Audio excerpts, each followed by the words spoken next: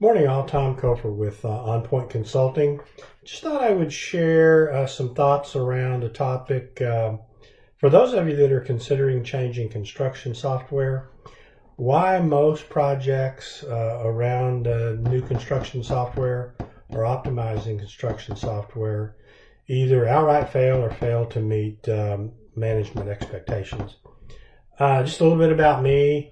I've been in the construction industry for 40 plus years, helping construction companies improve or replace their existing software, mostly focused on back office, project operations, field service operations, and those particular areas. As I talk with more and more companies today that are considering change, and many of you are, there's some common items that come up that I would say are either missteps or mistakes that we all tend to make when considering these types of construction technology changes. So here are a few reasons why.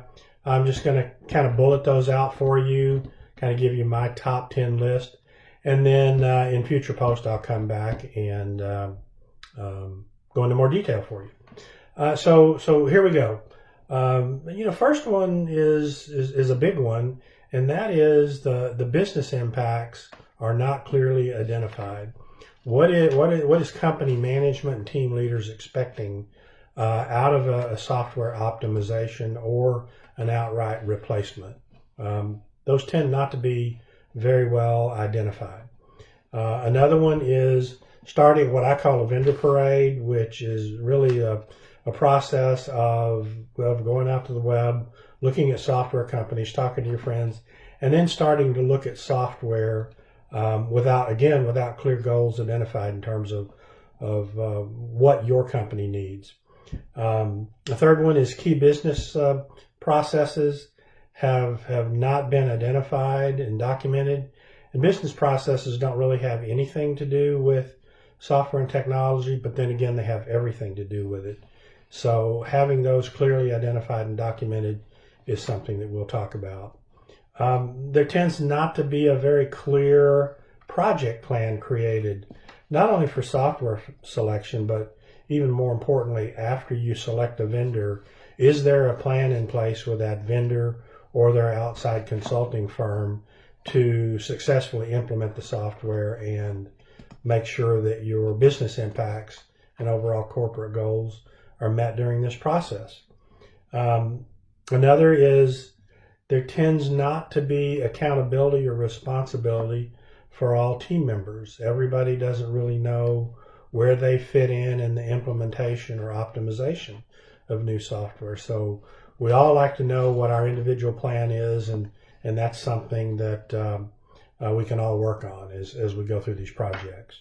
Another good one that goes hand in hand with that would be that we haven't identified a project manager for this construction technology project. And I've always said that implementing construction software is no different than building a building for many of our customers.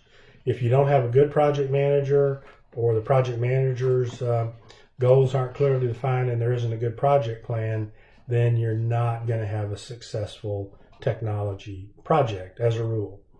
Another big one is not enough time being allocated for a successful and thorough implementation and testing process of your software once it's configured.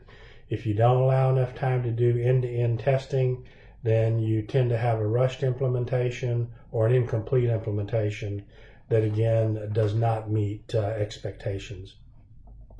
Another one, ninth one, your company hasn't completed a thorough review of your existing software to determine if you really need to replace your software, and a lot of people are looking at that today.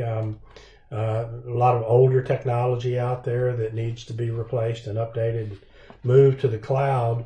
But you need to have a clear understanding of the software you have. How does it meet expectations today, in the future? What are the gaps and risks, and how do we address those things before we do an outright change to new software. And then last but not least, not considering, and this is one that gets overlooked often, not considering the long-term viability of your software publisher.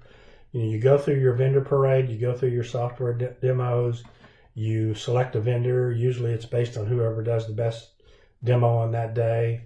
But we tend to not look deeper than that demo and really understand what is the long-term liability of this publisher that I'm about to have a 5, 10, 15 year, hopefully, relationship with, and how will they keep my investment current and providing ROI over the long haul and not just short-term ROI. So, I mean, that's really it. Those are some of the big topics that we'll talk about in the future. I found that companies that before they start changing software go through a process or one similar to this tend to have the most successful implementations with the biggest impact on their companies and really provide the impact and the ROI that companies expect today. With that, I will close out. There will be more to come with future postings. Again, this is Tom Kofer coming to you from OnPoint Consulting. You can find us, of course, on the web, on Facebook, and on LinkedIn. Thank you.